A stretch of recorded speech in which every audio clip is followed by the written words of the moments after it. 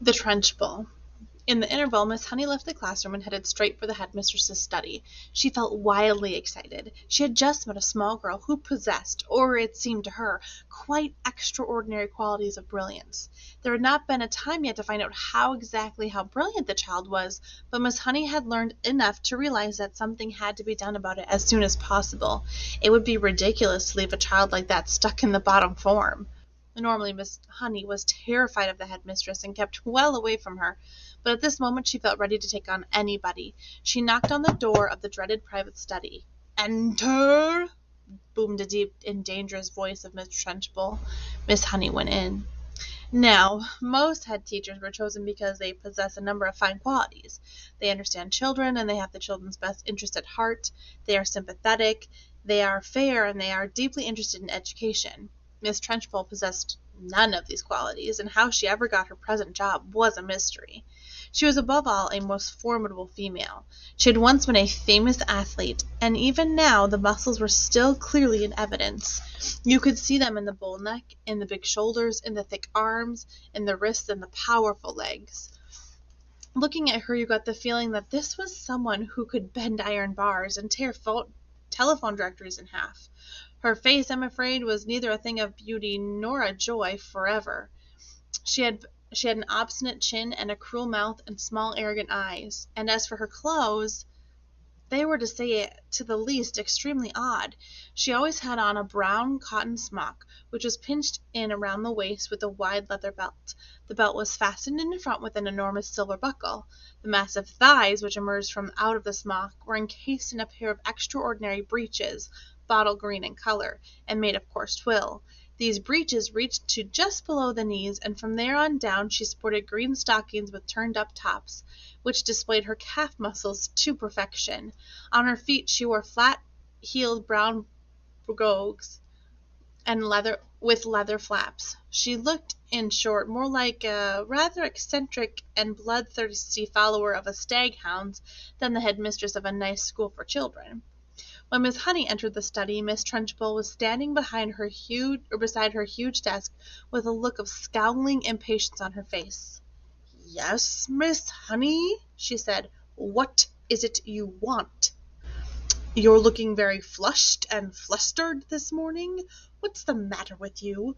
Have those little stinkers been flicking spitballs at you?" "Oh, no, headmistress, nothing like that." "Well, then, what is it, then? Get on with it. I'm a busy woman." As she spoke, she reached out and poured herself a glass of water from a jug that was always on her desk. "There is a little girl in my class called Matilda Wormwood," Miss Honey began.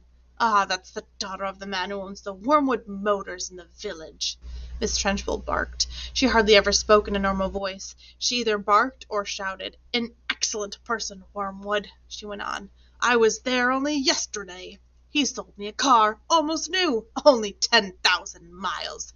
Previous owner was an old lady who took it out once a year at the most, a terrific bargain. Yes, I like Wormwood, a real pillar of our society. He told me the daughter was a bad lot, though. He said to watch her. He said if anything bad ever happens in school, it was certain to be his daughter who did it. I haven't met the little brat yet, but she'll know about it when I do. Her father said she's a real wart." "Oh, no, headmistress, that can't be right," Miss Honey cried. "Oh, yes, Miss Honey, it darn well is right. In fact, I'd come to think of it, I'll bet it was she who put the stink bomb under my desk her first thing this morning. The place stank like a sewer. Of course it was her. I shall have her for that. You see if I don't. What does she look like? Nasty little worm, I'll be bound. I have discovered, Miss Honey, that during my long career as a teacher, that a bad girl is a far more dangerous creature than a bad boy.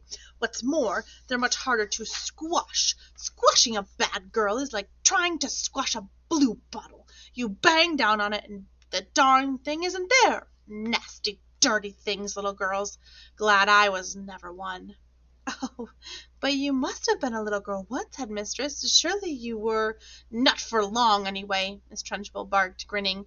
"I became a woman very quickly." She was completely off her rocker, Miss Honey told herself. She's barmy as a bedbug. Miss Honey stood resolutely before the headmistress. For once she was not going to be browbeaten. "I must tell you, headmistress," she said, "that you are completely mistaken about Matilda. Putting the stink bomb under your desk." "I've never mistaken Miss Honey." "But, his headmistress, the child only arrived at school this morning and came straight to the classroom." "Don't argue with me, for heaven's sake, woman. This little brute, Matilda, or whatever her name, has a stink bomb in my study. There's no doubt about it. Thank you for suggesting it." "Oh, no, I didn't suggest it, headmistress." "Of course you did. Now what did you want, Miss Honey? Why are you wasting my time?" "I came to talk to you about Matilda, headmistress.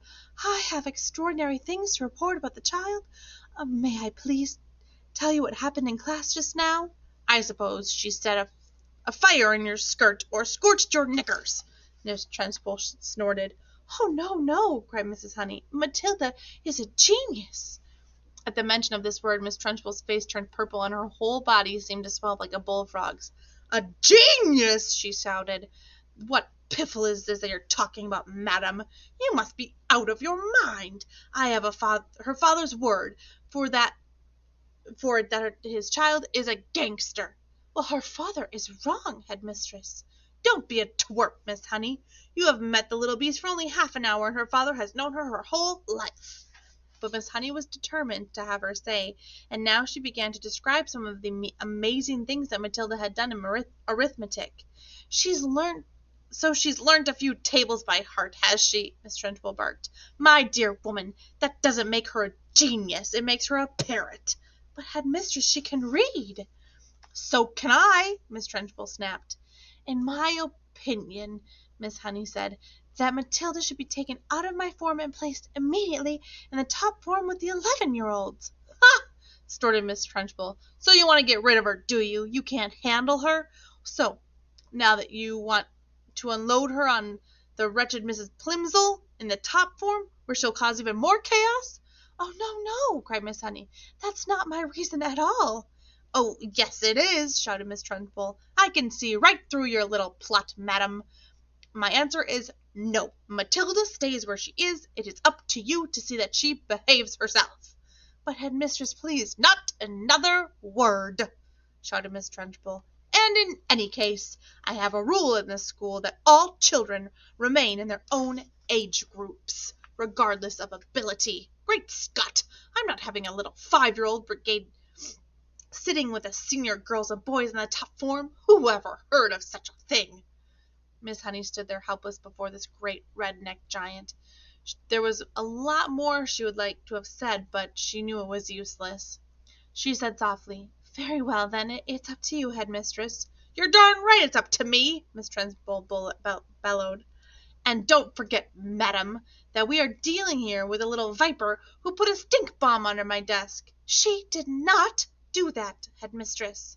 "Of course she did it," Miss Trenchbull boomed. "And I'll tell you what, I wish to heavens I was still allowed to use the birchen belt as I did in the good old days.